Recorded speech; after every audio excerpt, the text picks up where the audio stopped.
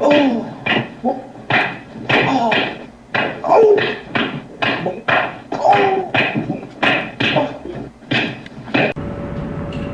is the Audi S4. All the information here applies to the 2015 and 2016 models, for which there are very little changes, if any. Before this, we also tested the Audi Q3, which is sold as an SUV. We'll have a link for that test at the end of this video if you want to watch it. We're going to shoot for 900 miles in 3 days, so let's get started. Under the hood is a supercharged V6 putting out 333 horsepower. If you get the 7-speed automatic, you get a 0 to 60 of 4.4 seconds listed, EPA mileage of 18 to 28. If you like shifting for yourself with the 6-speed manual, go ahead, but that drops to 4.9, 0 to 60 as far as acceleration goes. And fuel economy drops to 17 to 26 mpg. A good reason to get the 7-speed automatic, I would say. By the way, with your typical complicated German engineering, if you're ever trying to look for the battery in this thing, don't bother. You will find the negative terminal post there, and the positive one hidden under a bunch of layers in there. We had the 7-speed automatic, which can be shifted manually, by the way. Audi Select Drive system, you can adjust for comfort, automatic, dynamic, and individual. We had everything set in dynamic, so the engine transmission gives more performance, the steering is quicker, and you get a nice burbly engine sound. After all, that's what the car is all about. Who needs comfort mode? On the S4, we get huge 13-point-inch brakes, front and rear. The car comes in 3 levels: base, premium, then you get a tech package with rear view camera navigation, and prestige that has the rear view camera navigation as well as keyless entry like we have here. The upgraded cars get a controller knob on the console between the seats to control the stereo and navigation and suspension settings, etc. Navigation, telephone, radio, media, volume control. On the positive side, it allows you to adjust settings on the car without taking your eyes off the road. On the negative side, there's a learning curve here. It's going to take you a while to understand how to use the controls, especially the presets on the stereo. If you've driven the car for a week, it won't be a problem. First-time users will have to start reading the owner's manual. By the way, if you like to shift for yourself around corners, these paddle shifters on the steering wheel work quite well. I did find these small controls on the steering wheel rather annoying compared to other makes of cars. A learning curve here too. The glove box is large. Good thing, because there's not much other storage around here. Like this stinky little console that might hold your wallet and a pair of keys. And as we can see, a fountain pen. The S3 comes standard with 18-inch wheels, but if you spend a few extra bucks, you can get these 19-inchers. I'm told the extra cost is $800. Hey, if you're into this for 50 grand already, what's another 800 bucks, right? We're going to take this out on a long road trip starting tomorrow morning, but first, we'll take these headlights out and see how they perform in the dark tonight.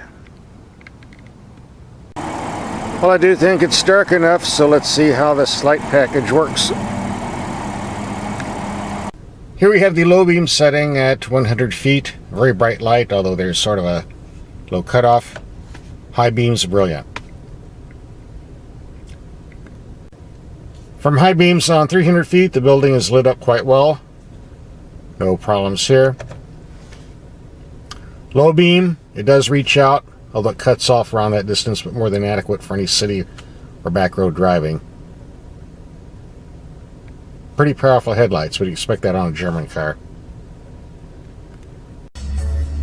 Since we're out testing the headlights, I decided to take a 50-mile freeway trip between 65 and 70 miles per hour.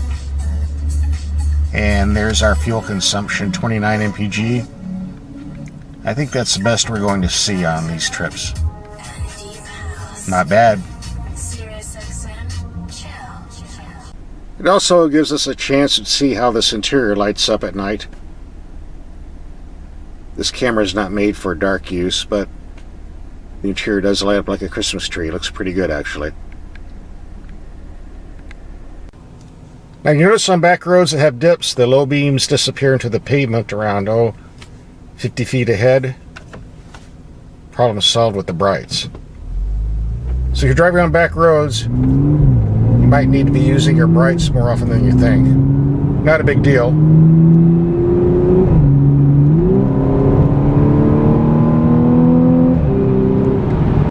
This is a very rough road, so if you set the suspension in stiff dynamic mode, it does pound the car quite a bit. If you switch over to comfort mode, it makes a big difference. But you can't take corners as well, and you lose some of the steering feel. So for now, I'm going to leave it in dynamic mode.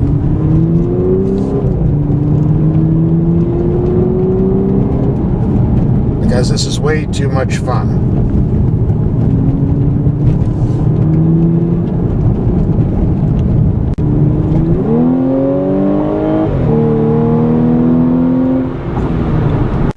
I've driven a lot of exotic cars with the adjustable suspensions that go from comfort to stiff performance sport mode. Most of them don't really work. The ones on the Audis work. That's the positive news. Keep in mind though that the factory recommends a high 41 pounds per square inch in the tires. The highest I've seen in any car I've driven so far.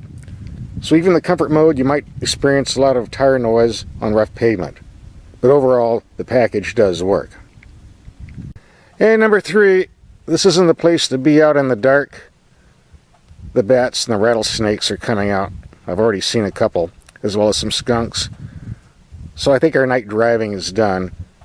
We're going back into town and start our day trip tomorrow.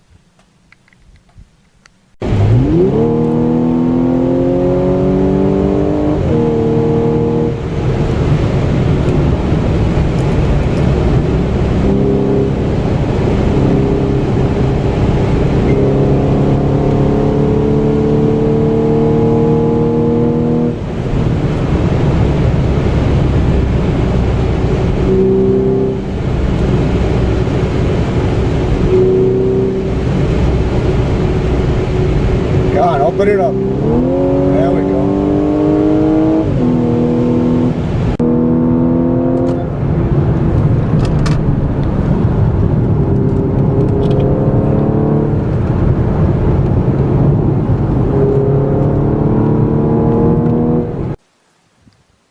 If you're ever in Skull Valley and looking for a good picnic spot, here you go. Very nice spot.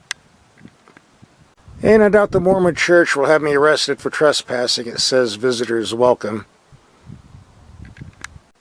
Time to hit the road again.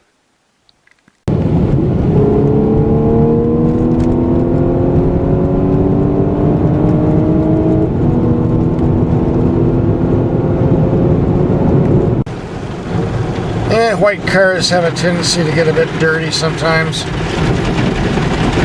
So into the car wash it goes.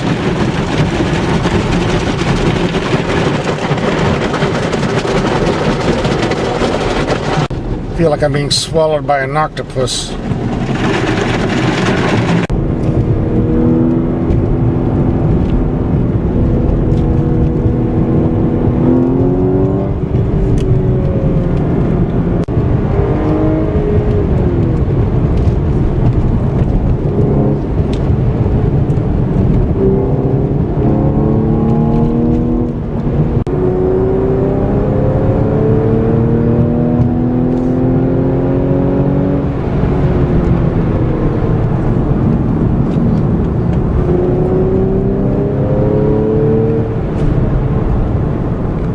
This transmission makes driving on roads like this very simple.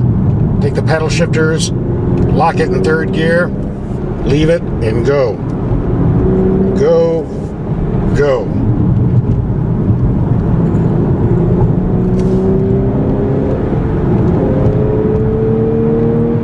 Drove all the way up here and they're closed. Guess they don't have any night owls up here. Oh well. got a lot of ice and snow on top of the mountain here. That's where the Audi's all-wheel drive comes in.